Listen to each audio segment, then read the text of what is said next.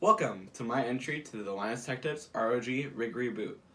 This is going to be a build here's guide. where you can source all of these craptastic parts. To find our CPU and heatsink, I went to Goodwill. We found our case and motherboard inside of a dumpster. Finding a GPU was, let me say, tricky.